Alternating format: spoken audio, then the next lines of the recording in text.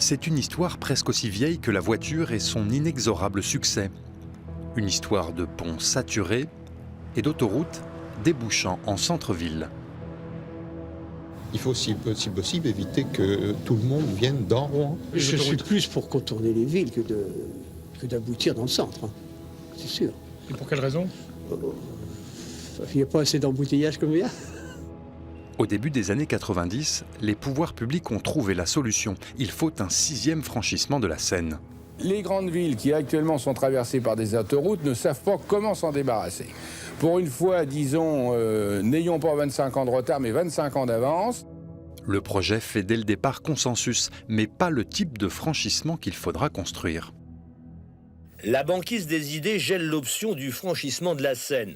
Pont ou tunnel, les avis sont partagés au sein du conseil municipal de Rouen qui devrait cependant arrêter ce soir définitivement son choix.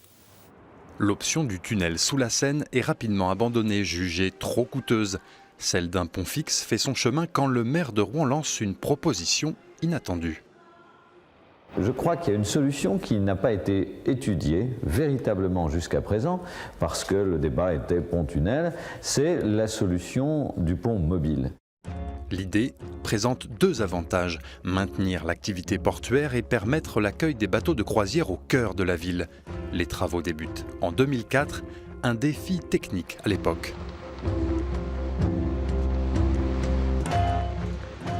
Sa particularité, c'est d'utiliser des technologies qui n'existaient pas au moment de sa construction. Par exemple, les câbles qui servent à lever les travées ont une dimension exceptionnelle. Il n'y avait pas de câbles qui existaient sur le marché de cette dimension-là.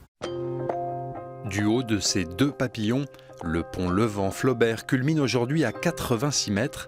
Il est le 3e plus haut bâtiment de la ville.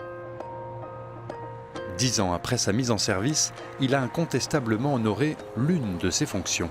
Aujourd'hui, le pont Flaubert est franchi par 50 000 véhicules chaque jour et on a observé une diminution tendancielle du trafic sur le pont Guillaume le Conquérant à hauteur de 40% environ et sur le pont Mathilde à hauteur d'environ 10%. L'autre fonction du pont Flaubert est bien sûr maritime. Conçu à l'origine pour permettre 30 levages par an, ces tabliers ont surtout laissé passer les voiliers pour l'armada tous les 5 ans. Le terminal croisière s'est définitivement installé en aval. Le pont Levant n'a pas convaincu les acteurs du monde portuaire. Sa moyenne est aujourd'hui de 5 levages par an.